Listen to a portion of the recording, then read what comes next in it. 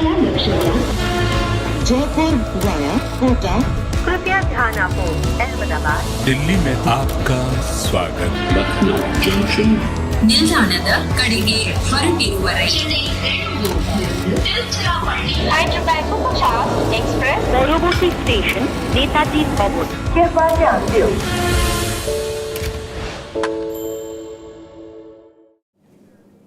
Hello and welcome to Cricbuzz Live. I'm Saiyami Kher. Well, new colours, new conditions. It's a new home, just like Punjab have for Dharamshala. This is our second home, and making it very homely, I have with me Lisa Sthalekar and Shaun Pollock. Welcome to our. Are you all happy being here, or do you feel cozy? It's cozy. It's just different. तो आपको हिंदी में बात करनी है या English में बात करनी है? नहीं, हिंदी. हिंदी? आपको भी हिंदी में बात करनी है? ऊपर आगे पीछे पीछे आगे पीछे जल्दी पीछे पीछे आगे पीछे पीछे पीछे जल्दी चलते हैं because it's a game which everyone is I mean in the Punjab camp and in the RCB camp they're sitting with their nails here because it's a do or die for them. And we saw what Hyderabad did because they've completely derailed that points table with what they did yesterday. We've got one supporting today. I'm supporting both RCB. the Reds. No. Both the Reds. RCB is red with a bit of black. But Well, it's actually a bit of blue now. there's a little blue in it. There's more blue than So black. I'm just supporting the red. Okay, just checking. Yeah, I'm Because you supporting were very cricket. blatant about Chenna the other day. No, I just support cricket, Polly. Okay, just checking. Yeah, I just support cricket. That's what happens. Like yesterday, the game got over so quickly. We didn't want to go home. Pommy said and Polly said that they should play just for fun to see where they go, where they reach. So we wanted to sit here and watch where they reach. But what we did sit here and do is see the Mumbai camp very depressed because they got that E next to their name. And after today's game, one of the two teams is going to get an E next to their name. Yeah, it's do or die. We're getting to that stage. Obviously, Mumbai didn't play a game, but they just sat back and watched their finals hope kind of disappear. At least it's in Bengaluru and Punjab's fate, so to speak.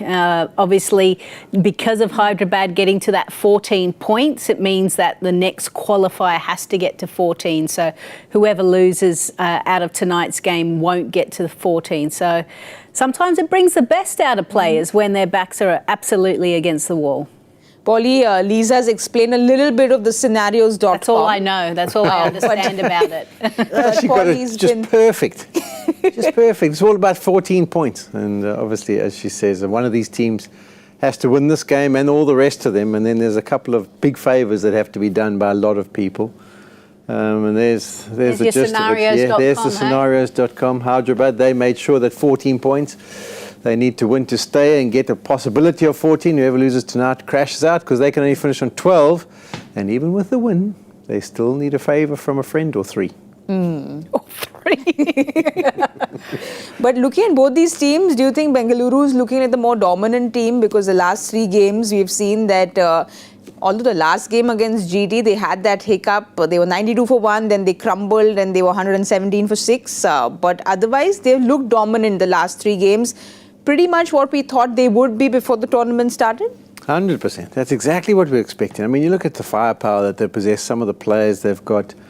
Cam Green came in. We had seen what he had done for Mumbai. We thought, okay, well, he's going to be on fire. Maybe he didn't want to leave, but we still thought he'd be on fire. But this Australian, I mean, really. He has, then the Maxwell Australian, I mean, it's just the Australians have let RCB down. I mean, that's the moral of the story. All right. Don't worry about the South African Oh, he's got 360s and a 40 lately, hasn't he? Yeah, he's been flying. He's picked up his game. Yeah. Looking at the statistics, and especially with how Bengaluru kind of select their squad, it's always been batter friendly, Yes. right? Batter centric, and their top order batters have done exactly what they normally do, right? They score a mountain of runs, but probably what we've seen the last few games is not one bowler, but there's been multiple bowlers that have been able to chime in and have a good day out. And when your bowlers are performing well, you're going to win more games than not. And that's why I think they're actually in a better position now, because some guys are actually finding a bit more form. And maybe the Cam Green coming across restricted Bengaluru potentially to buy an overseas fast bowler or a decent one in the last auction, but that's been an area that they've missed a fair bit. And it does take the bowlers longer, it definitely takes the bowlers longer to adjust. I mean, the batters, they kind of had massive amount of net practices and just carve it. When they come out, the surfaces are normally good. The bowlers have to really work on how we hold our nerve, what skills do we produce at the right time, what game plans to certain individuals. So it's definitely the bigger adjustment. And we've seen the bowlers fighting back in the last, ever since I've arrived, actually. I mean, it's like we used to have the 260s and my guessing game's been in the bush with regards to what I've been guessing. But the bowlers are now kind of finding their feet again and understanding, and it's actually not so bad to disappear. But if we implement our skills like we possibly can, we can be. But like Lisa, you said, the bowlers have started coming to the party. The initial part of Bengaluru's leg, they just couldn't quite get their combinations right. And then now we've seen the last 3 games. Everything seems to be coming together well. A little late, but it's all coming together well. We see that the last 3 games, they won by 35 runs and then 9 wickets and 4 wickets. And you said the bowlers came to the party.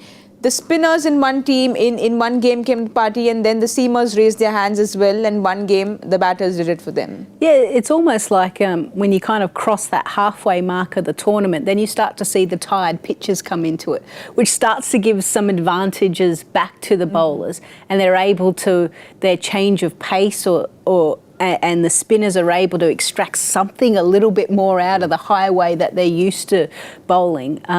So yeah, it's been a good resurgence for them, but no doubt they'd be sitting there going, if only we had won a couple of games early on in the tournament, maybe some at home as well, because that's where they struggle a lot, and we could be sitting in a different position. At this stage, just one other game would have been... Oh yeah, one other game would have been handy. But if we can bring the results back, I've maybe got a pointer, maybe we've got something to look at here, but just have a look at how many red marks there are, right? So how many losses there are. When did they wear their green outfit for the first time? Oh. Did that influence because they normally win, don't they? They usually win green. with Yeah, but look how, I mean, on our graphic, red for losses, green for wins, and then I think it was around about that Hyderabad-Kolkata game, and then all of a sudden 3 green wins. So, moral of the story, Kolkata game was the green jersey. They lost by 1 run, so there was a massive improvement, and then all of a sudden 3 green wins after that. So they need to next start season, with the green. They need to season, start. First Maybe game. it's just the jersey, it's the colour. That's what it is. Maybe it's the colour. But for Punjab, on the other hand as well, they have been extremely inconsistent because they took most of their games to that last over and then couldn't really go past the finish line. The opening batters were not quite doing it for them. And the last game against Chennai, you'd think that they should have won it, considering it's their second home. And they'll be sitting there holding their heads saying that, we've let go of the chance of going to 14, going to 16, because now their qualification depends on everyone else. They were in a position, weren't they, against Chennai? They had actually gotten themselves into a great position and then just fell in a heap, just lost wickets consistently, and that's why they struggled. So when you look at the remaining fixtures for Punjab, they've got Rajasthan in Guwahati, so another new venue for the competition, but they're playing against 2 quality sides. Who are flying at the moment. We saw Hyderabad as well. So this game is... And we'll be desperate for points because they want to try and finish in those top 2. So it's a tough road home.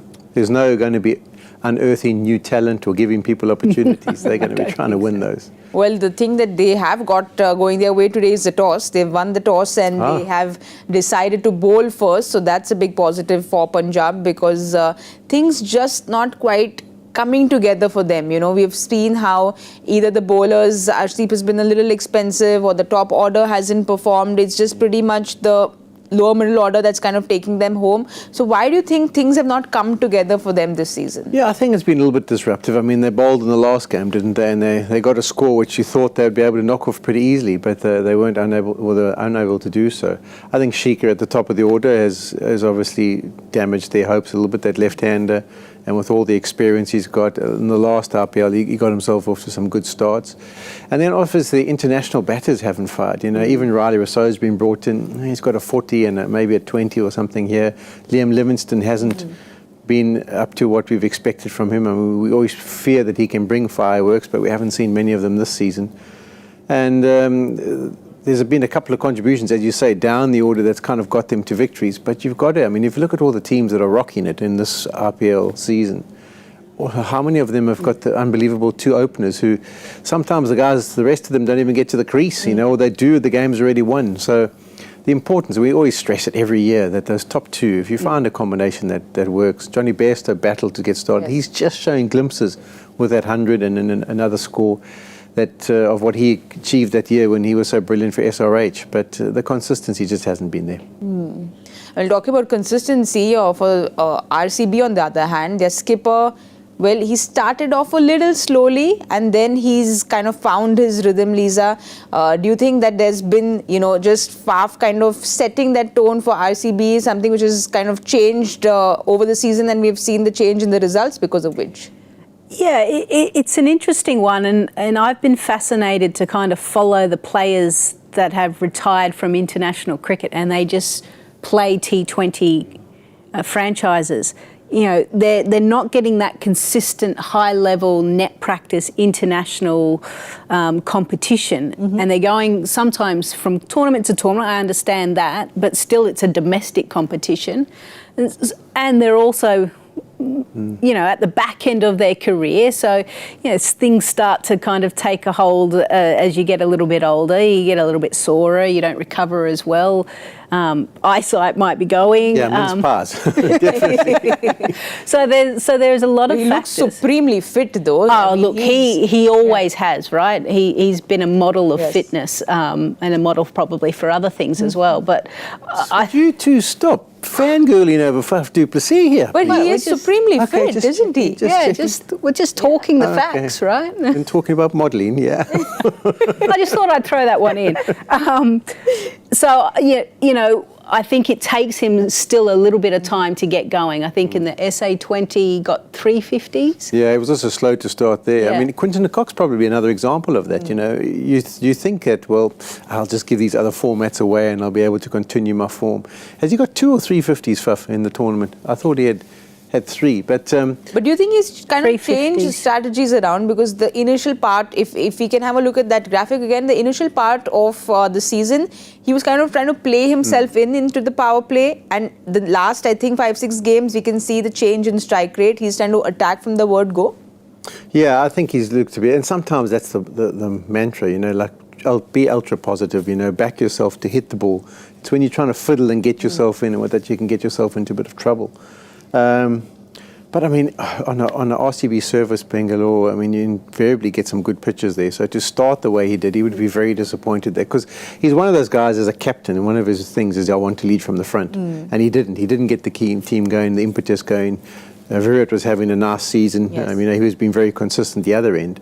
So Faf would have been disappointed with that start. I think also the fact that everyone's assessed how all the other teams are going, right? And Hyderabad have kind of rewritten how T20 cricket is to be played, and KKR as well, the two sides that go absolutely ballistic. So now there's a little bit of, okay, what's normally worked in T20 is you have someone bat through and, you know, get that 80, 90, 100 hopefully. Yes. But now it's literally you've got to go hard. You can't sit and cost your team so many runs at that top, especially in the power play. So maybe that's a part of it as well. He's gone, okay, the game's changed. If I want to keep up with this and keep getting my contract and keep playing, I've got to keep adapting. But how easy is it to adapt at that? I mean, he's been playing for so many years, but at that age, at that point in your career, how easy is it to adapt a game that's changed so quickly? Yeah, I think he should be able to. I mean, to be more free-flowing is something that you kind of want the coaches to tell you to be, you know, because then it takes a little bit of pressure off you.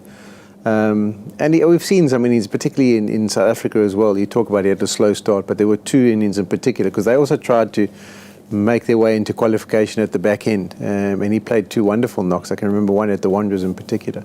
So he's got that ability. And the thing too is you also sit in the dressing room as you're talking about those openers for SRH.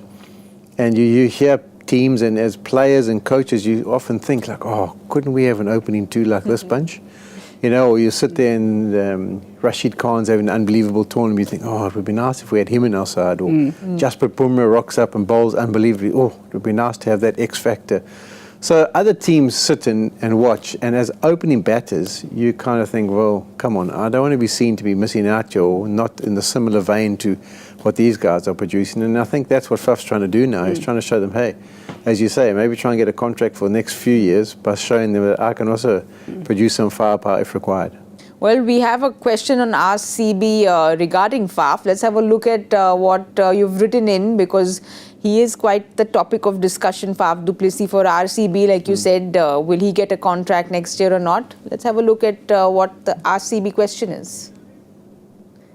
So, Akash Yadav asks, Faf du Plessis is 39. Do you all see Faf leading this side even next year? Wouldn't Green and Jacks be the first choice overseas retentions ahead of Max and Faf? Yeah, I mean, if we look at it's the big auction, so you kind of secure contracts for 3 years. You know, it would probably make sense to move him on at 39. Like, you don't want to sign him on a big fee, and then after one more year, he kind of pulls out. So, and Will Jacks, I mean, he's definitely got that capability. We've seen him in the South African 20, never mind that 100 we saw the other night. He's really got the potential to do something similar. He smacks it. So it could well be a valid point. But for them, I think they just want a few more contributions from Faf this year. And then they can maybe have a think about that after. I reckon they might, if they certainly if they don't retain, they could potentially just pick him up for... Yeah. Exactly, yeah. For another contract, right? Just for a year, almost go year to year. Yes. When players get to this age, you don't know when injury or other things, and they say, actually, enough's enough. I'm tired of this travelling and I just want to be at home with the family. And you can also gauge it because he does play the SA20, which is at a very similar time to the auction.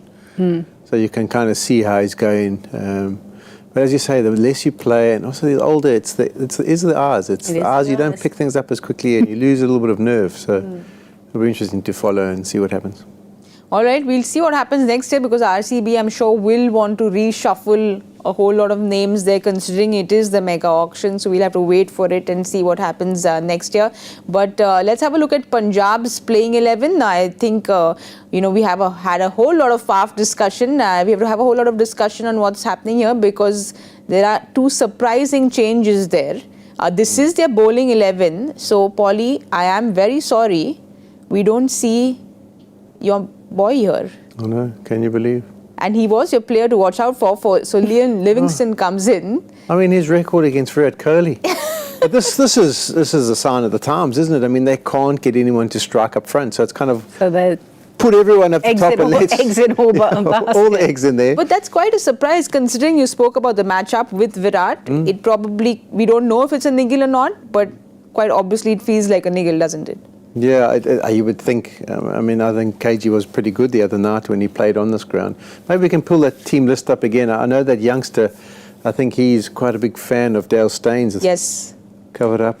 Yeah, he's from Karnataka. Yeah. He played against India A, picked up 3 wickets, played against South Africa A as well. And they have got good bowling options. I mean, Ashdeep has been really good. Harsha Patel's quality. Rahul Chahar's had a good tournament so far.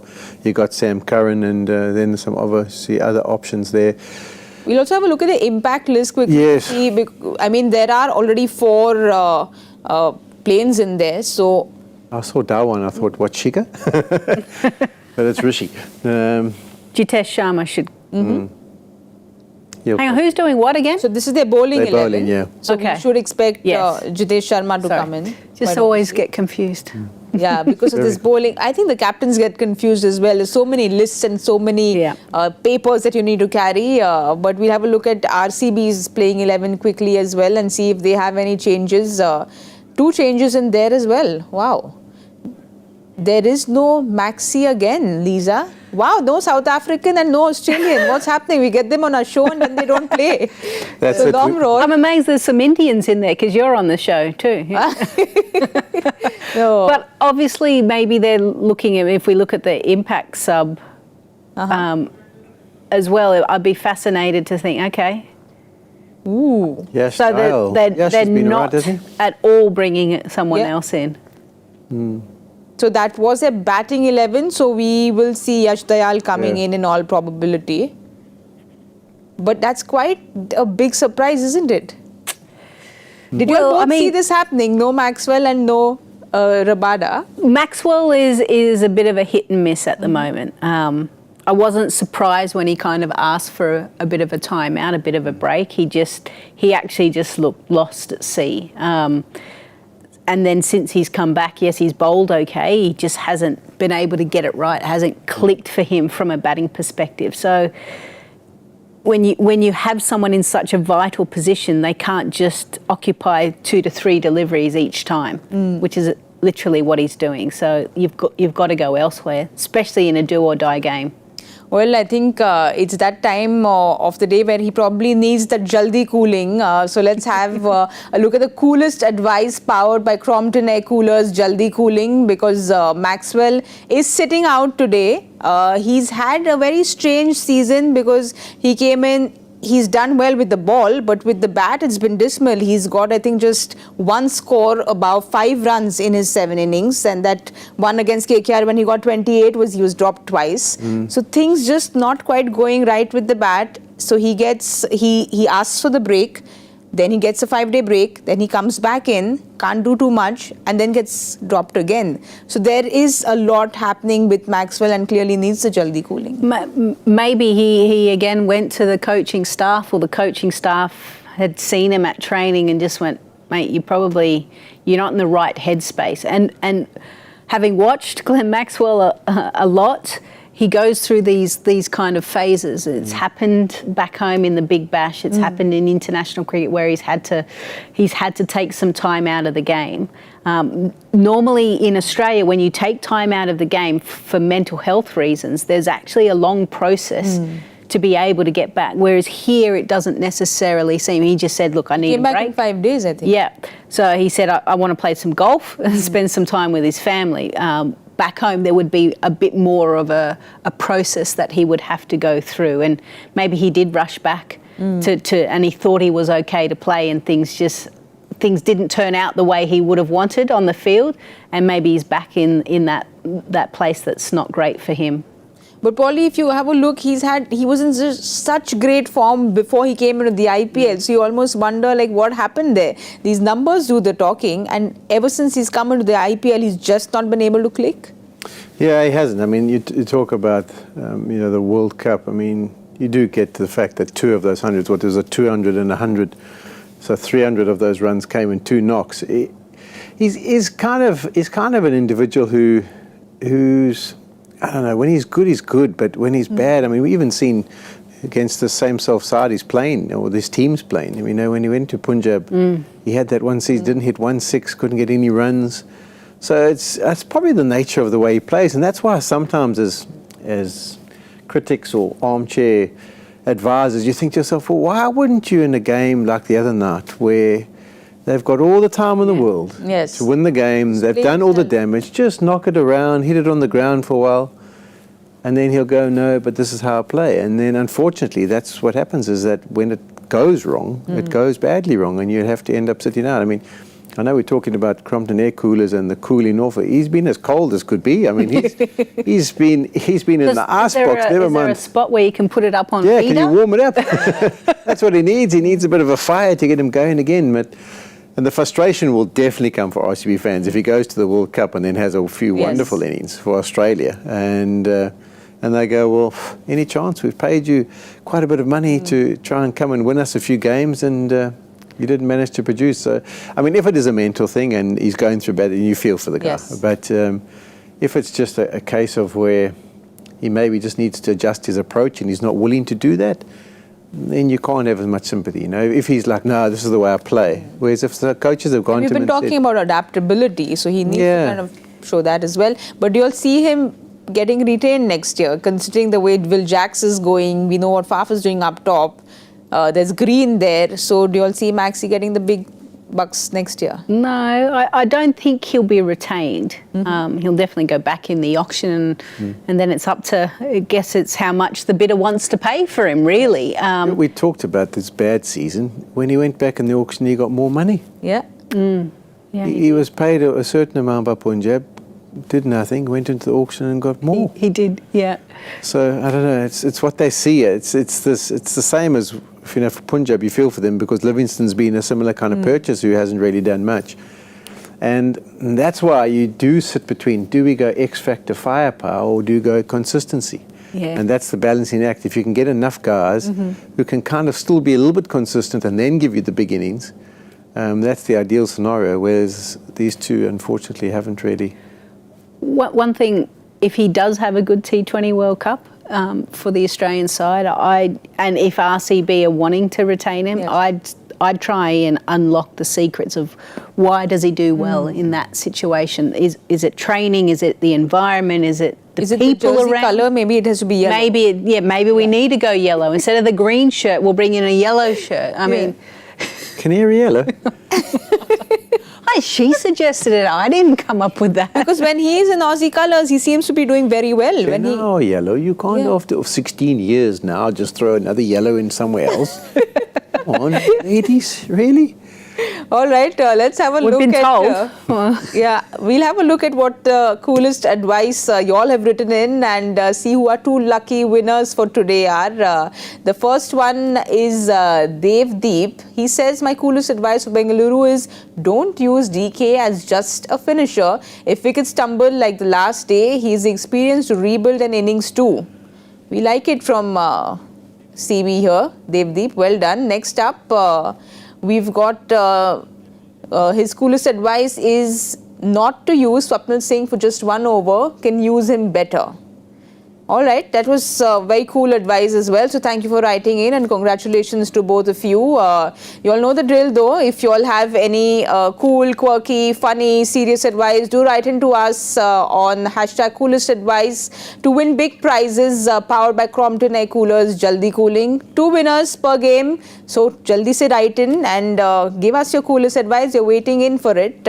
Someone who has been very cool for Punjab off late has been Rahul Chahar, because he started off a little expensive, then he was benched, then he came back and he's been extremely good. He's been bowling those really tight lengths. We saw what he did against Dhoni the other day. They used him back. So good news for Punjab that he's found his rhythm back.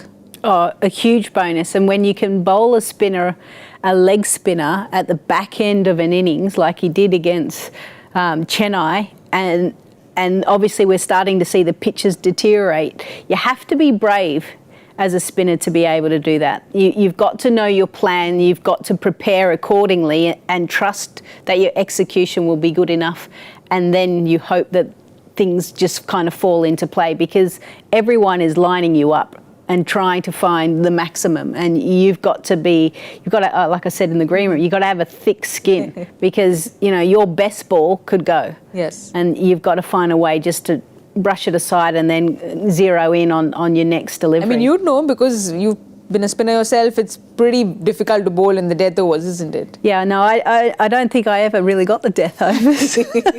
I mean, in T20 cricket, they gave us the new ball, and I was like, oh, I don't know about the new ball either. Like, it doesn't. Well, you would have sheltered employment, were you? Yeah, I was like, I only want it in certain conditions, when it's turning, then maybe there's a new batter in. You know. But you spoke about him being thick-skinned. Clearly, it shows us his mentality also, Polly, because he's somebody who's been riddled with a lot of injuries. He was a very known name in the Indian squad as well, and then after those injuries couldn't come back. Was benched in this IPL, but he's come back so strongly. Yeah, I've been really impressed by the 3 or 4 games that I've watched as of late. I mean, I saw him obviously play a lot for Mumbai and was impressed with that, and he got him his Indian call-up. And yeah, I've always enjoyed him as a bowler. So I found it strange that he would go on a bit of a journey and not end up playing as much as he should. But he's definitely found his niche now. He's definitely settled in, and I think he's got his pace right. I mean, the trajectory that it's coming out, it's all effective, difficult to get down to. He's got the variations.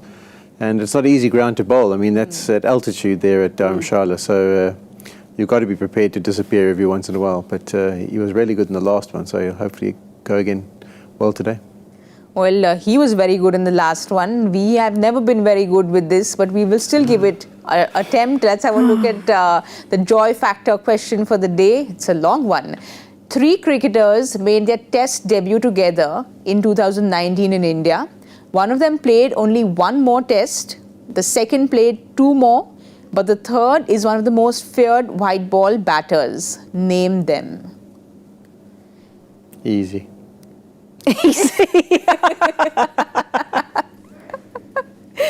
I like that. Easy. Yeah, I won't give you the answer like Pommy did yesterday. I mean, Did he? Did he give it? He did. I think he guessed and then it was the correct answer. Oh, right. Yeah. So it's He just threw it out as a possible option and it was the right. Well, at least he had a name. Well done, him. well done to Pommy. This was too easy for Polly, so let's do the more difficult thing for him. Is Yeah. ask him to do the guessing game. You start off. You start. Oh, should not be ladies first? No, no, No? no. Okay, 207. Ooh. That was quick. Lisa. Any chance? What? Hey! Up down, Chachi. 192. 190. 192. 192. 192. 207. Think carefully. GK's upstairs. I know it's too much pressure. It's too much pressure today. But maybe this is the lucky seat. Maybe he's been sitting here and getting answers correct. Maybe that's what it is. But I don't know. Go I'll big go gut. with higher. I'll go with 214. Jeez. I'll go with 214. Well, we'll wait and watch and see if Polly managed to get off the mark. It's very important. We are rooting for him. We'll give you all the updates at the 10-hour point at the Cricbuzz Combox. We will see you all there very soon. Bye-bye. Jaipur via Kota कृपया ध्यान आपको अहमदाबाद दिल्ली में आपका स्वागत ನಿಲ್ದಾಣದ ಕಡೆಗೆ ಹೊರಟಿರುವರೆ Hyderabad Punjab Express পরবর্তী station Netaji ভবন कृपया ध्यान दो